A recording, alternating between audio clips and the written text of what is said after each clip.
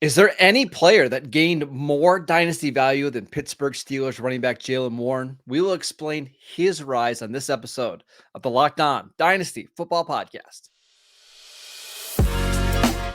You are Locked On Dynasty Football, part of the Locked On Podcast Network. Here are your hosts, Marcus Mosher and Kate Madjuk. Welcome back to the Locked On Dynasty Football Podcast, part of the Locked On Podcast Network, your team every day. We'd like to thank you for making us your first listen of the day. Today's episode is brought to you by FanDuel. Make every moment more. Right now, new customers can get $150 in bonus bets with any winning $5 bet. That is $150 if your bet wins. Just visit FanDuel.com/lockedon to get started. I am your host, Marcus Mosher. You can follow me on Twitter at Marcus_Mosher. Joining me today, as always, is Kate Madjuk. You can follow her on Twitter at Kate Madjuk. You can also read her at Pro Football Focus and Behind the Steel Curtain. On today's show, we are recapping the AFC North, which sent 3 teams to the playoffs in 2023. Good job, AFC North. Discussing the biggest dynasty winners, losers, and trade targets. But I want to start with Pittsburgh Steelers running back Jaylen Warren because he went from a part-time player in 2022 to somebody that we have to really start thinking about in our dynasty leagues.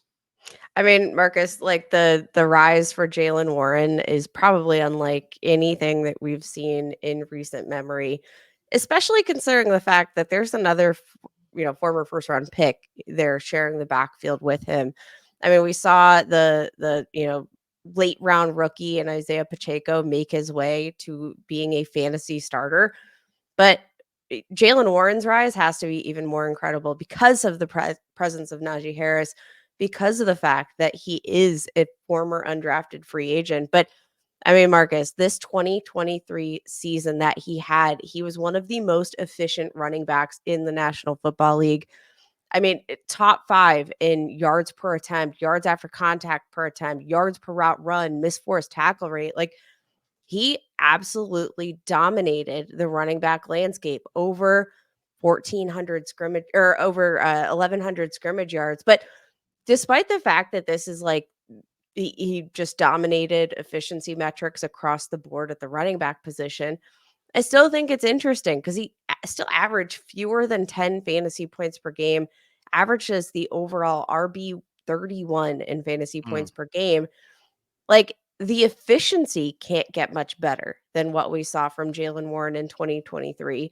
So what happens if we start to see maybe, that workload increase a little bit and, let's say we achieve a 50-50 split in the backfield with Najee Harris, which I'll remind everybody, that's not the way that things were trending at the end of last year. Najee Harris was very much trending up in the second half of that season. We saw a number of costly mistakes from Jaylen Warren, some fumbling issues. Like, I don't think Jaylen Warren had as solid a close to the year as you might guess by those end of season ranks and efficiency.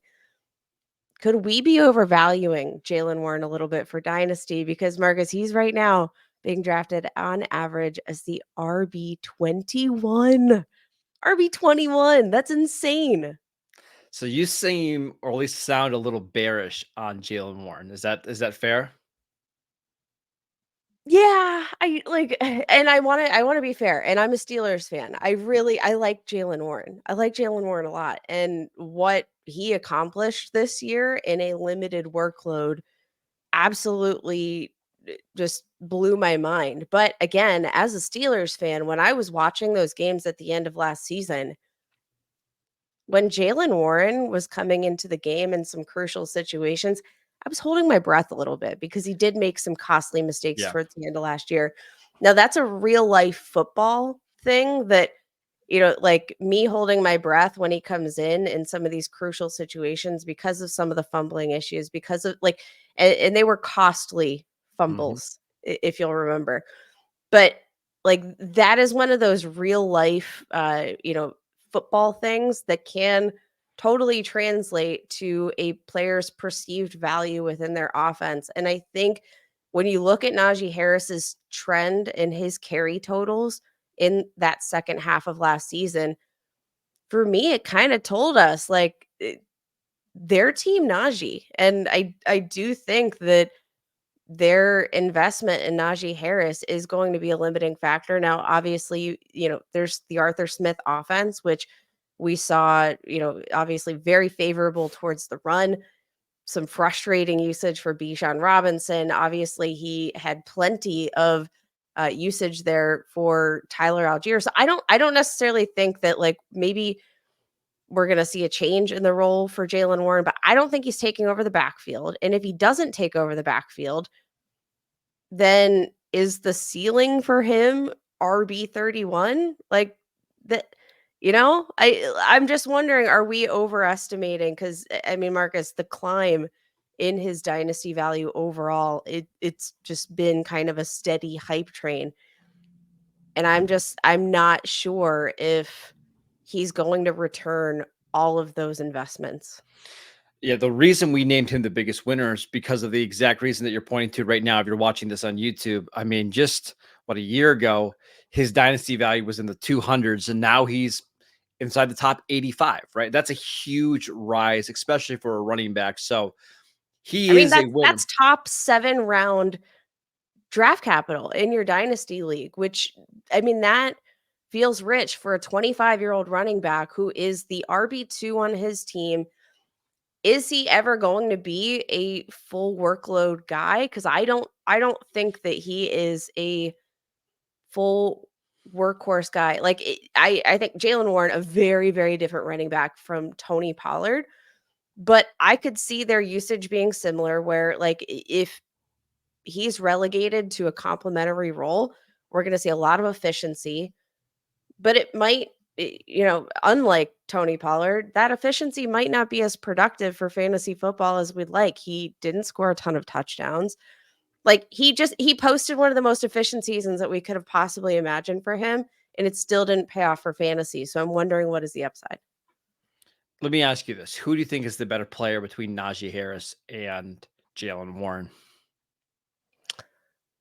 I might be biased, but I'm going to go with Najee Harris.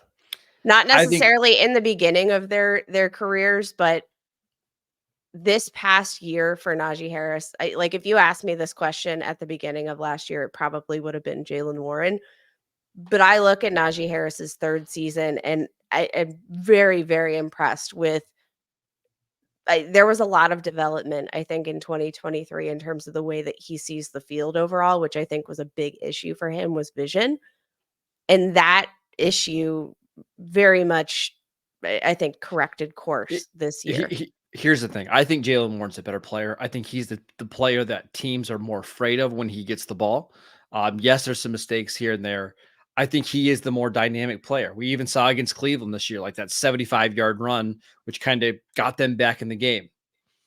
But I'm not sure it matters, Kate. Within the next couple of weeks, we're going to hear if the Steelers are going to pick up the 50-year option for Najee Harris.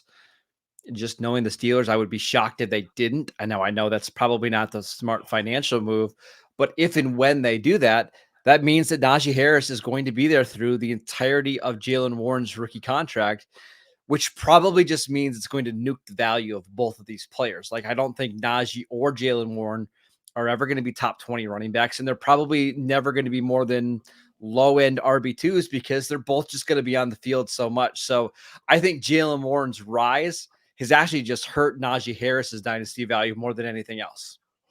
I think both of their situation, their tandem, it can be a very productive one. And I think, especially with Arthur Smith, I mean, we might be looking at this offense in 2024 and pegging them as, a top 5 rushing offense. And I think what we've seen from them already puts them as one of the best 1-2 punches in the league. But that doesn't always translate to fantasy football production. And I talk about this all the time.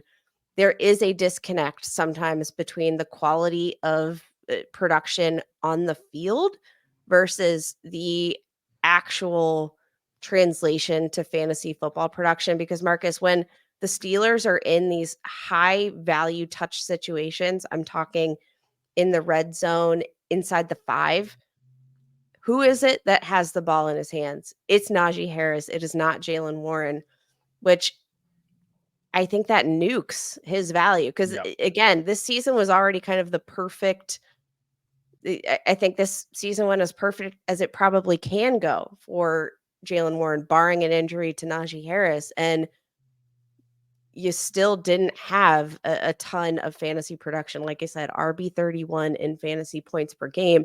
And that was under the most ideal circumstances. I am selling Jaylen Warren, even though the fact that he has climbed the ranks in Dynasty probably more than any other asset in the entire AFC North this year. All right, let's transition over to other players that definitely lost some value this season. And we're going to look at a certain running back over in Baltimore when we get back. This episode is brought to us by our sponsor at BetterHelp. Sometimes we all need that opportunity to get something off of our chest. Big or small, certain things can really start to get to you. It's important to let that out, especially to someone who is unbiased in your life. So today I want to tell you how I really feel about something that you might even be thinking about this week. This is a really weird time for sports, right? No football. Obviously, the NFL season just wrapped up. No basketball. There's basketball just decides to take a week off for the NBA. We still have no baseball. We need something. The sports czars out there, we need something to occupy this time. Maybe this is where we get the NFL Combine to at least keep us somewhat occupied. I'm a sports junkie. Not having sports is not fun. There. Now I feel a little bit better. Therapy can be different for everyone. Most of us have much bigger problems than our favorite sports teams or not having sports on TV for 5 days. It's important to get some things off your chest every once in a while. If you're thinking of starting therapy, give BetterHelp a try. It's done entirely online. It's designed to be flexible and suited to your schedule. Just visit betterhelp.com/lockedon to get 10% off your first month. That is BetterHelp, HELP.com/locked on. Welcome back to the Locked On Dynasty Football Podcast. Locked On has launched the first ever national sports 24/7 streaming channel on YouTube. And now it's also available on Amazon Fire TV and the free Fire TV channels app. Locked On Sports Today is here for you 24/7, covering the top sports stories of the day with the local experts of Locked On, plus our national shows covering every league. Find Locked On Sports Today now available on the free Fire TV channels app. All right, Kay, this one's always tough, but what player for you lost the most dynasty value this year in the AFC North? This might be a little bit of a cheat, Marcus, but I do think we need to do ourselves the, I guess maybe honor or disservice. I don't know what the better word is here, but we got to talk about Baltimore Ravens running back J.K. Dobbins and what is his realistic path forward in the NFL? Because Marcus, we've now seen two incredibly major season-ending injuries for this running back. And I mean, Marcus, health has obviously been the biggest issue. How many carries? And I don't know if you have J.K. Dobbins' stats up in front of you. How many career carries in the regular season do you think J.K. Dobbins has handled? Oh, man, without looking like less than Total. 250? 234 career Yeah. carries for Yeah. J.K. Dobbins. He has had 261 career touches, but Marcus, we already had the torn ACL, which we saw he missed an entire season for that.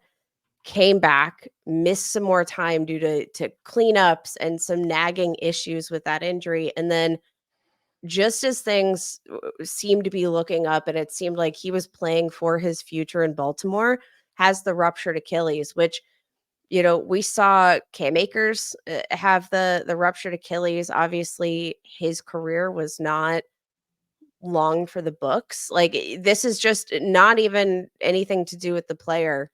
This is one of the most brutal injury trajectories I can remember for any running back as talented as J.K. Dobbins. We've seen, since that Achilles rupture, I mean, he was drafted inside the top 50 in dynasty startups. And since then, his value has absolutely plummeted. And I don't know from, a fantasy football perspective, if I'm in a dynasty startup, I don't think there's really any price low enough where I'm going to be investing in J.K. Dobbins at this point, given his current health status. I know this one's tough because on the field, like the talent, Kate, it's unbelievable. Like he's such a good player and he's such a perfect fit in Baltimore. But I just don't see how the Ravens can justify bringing him back at any salary. I think they want to bring back Gus Edwards. I think they really like what they saw from Keaton Mitchell, and I know he's dealing with an injury as well.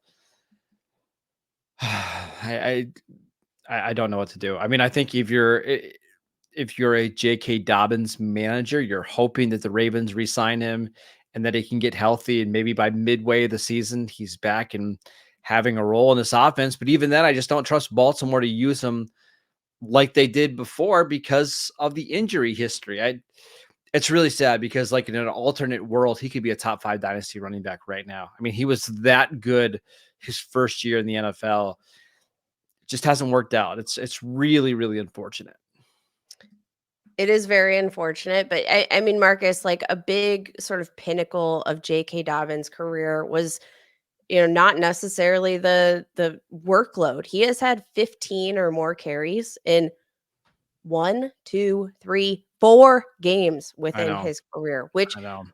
that is absolutely bonkers. So, like, the scary part is that, like, you do know that he doesn't need a massive workload to be an efficient running back. But what is scary is that he has relied so significantly on the efficiency, which we know can be impacted by these major injuries. Even if he makes his return to the NFL, which I am rooting for so hard, especially like for all these guys, but especially for a player with as much talent as J.K. Dobbins, from a dynasty perspective, I don't think he is a smart investment. He's not a buy low for me. He's off. And if I can get him off my roster by, again, just sneaking him into a different trade as a, kind of throwaway asset, I'm going to try to do that. Another kind of quote unquote loser that we need to talk about in this AFC North. What are we doing with Deshaun Watson? Who, Marcus, like, Bye. all right. Well, we need to get to that because I'm kind of in flux. Obviously, like the injury, I'm gonna throw that. I do think he was, obviously playing through that. He's had this shoulder injury. Hopefully he's going to be returning fully healthy here in the 2024 season. He's very safe because of that contract. The Browns have absolutely no perceivable way out unless they want to just dump, They don't. it's not happening. He's their starting quarterback. Yep. He's their starting quarterback. But Marcus, like, my question for you is, what is the upside? Because when healthy, and suspension aside, like, nothing really has seemed to come together for Deshaun Watson, and he's kind of looked like a league average quarterback. Big time throw rate, yards per attempt, completion rate, passer rating, like all of these metrics, he has ranked 33rd or below among quarterbacks. He's averaged, just 14.4 fantasy points per game over the past 2 seasons. That averages as the quarterback 26. Now, we know the ceiling is top 5, but are we ever going to see top 5 Deshaun Watson again? Because it really doesn't feel like it. And I'm kind of getting sick of having this conversation literally every single offseason. Yeah, I don't think the top 5 upside's there. Partly because he's just not the same runner that he used to be in Houston. He's had some injuries, and I Old think man now Rivers now. yeah, and I think the shoulder injury is going to impact his running. I just don't think he's going to want to take off and absorb as many contact as he did before. I still think he's a buy, Kate, because look at the price. He's being drafted around where other backup quarterbacks are being drafted, like Russell Wilson, Kenny Pickett, Joe Flacco, Trey Lance. I mean, Derek Carr's going 2 spots ahead of him. Oh, I know. I know. uh, Cleveland's got to make this work. And I think that's one of the reasons why they moved on from Alex Van Pelt, who was their offensive coordinator this year. I don't think they thought he did a good enough job building the offense around Deshaun Watson. They've brought in some different guys to help make this offense a little bit more Deshaun Watson friendly. They're also drafting and revamping the wide receiver core. I think they're going to draft the receiver in day 2 this year to give him even more weapons. David Njoku broke out in the second half of the year. I just think he's somebody for me, especially in super flex leagues, where his value is at an all-time low. And I don't really think anything has changed. Like Cleveland isn't any closer to moving off of him, really, right? I actually think the last 2 games before he got hurt were 2 of his best games with the Browns. The game against the Titans, he played awesome in. And then the game against the Ravens, he led a comeback fourth quarter victory against them. And then we found out a couple days later he was going to be out for the year with a shoulder injury. So at his price tag, QB 23, I'm buying because I think he's relatively safe with an upside of potentially top 12, maybe even top 10, because we've seen it before. We've seen it before. And I do think that part of maybe like stomaching the investment in Deshaun Watson, despite some of those inefficiencies that we've seen in his time with the Browns, comes with setting a realistic ceiling for Deshaun Watson. I think we had this discussion with Terry McLaurin just a few days ago where we talked about, okay, so you might not be making the investment anymore in Terry McLaurin reaching an upside of a wide receiver 1 season in fantasy football. Once you make your kind of, like, I don't know, you make your peace with the fact that you're not drafting him to be a wide receiver 1, and you recognize that, okay, he's Quarterback one. Yep. Terry, or no, sorry, I was referring to our discussion of McLaurin. Yes. McLaurin. Yep. Once you decide that he's not your wide receiver 1, it feels a lot better. And I do think the same thing can be said for Deshaun Watson, where if you're not expecting him to produce as your quarterback 1, suddenly in a super flex league or a 2 quarterback league, if he's your second option, that feels a lot Yep. better to me and a lot more palatable. And that's the kind of pricing we're looking at in this market. All right, Kay, let's talk about some running backs that we're trying to trade for in this division this offseason. We will get to that next. This episode is brought to you by FanDuel. Get buckets with your first bet on FanDuel, America's #1 sportsbook, because right now, new customers can get $150 in bonus bets with any winning $5 bet. That is $150 if your bet wins. Bet on all of your favorite NBA players and teams with quick bets, live same-game parlays, exclusive props, and so much more. I love the futures market. I love that you can bet on which teams are going to be in the play-in game, who's going to make the playoffs. You can still bet on the MVP award, the most improved award. Go check out all of those odds right now on FanDuel. Again, all you have to do is visit FanDuel.com/lockedon and shoot your shot with FanDuel, the official sportsbook partner of the NBA.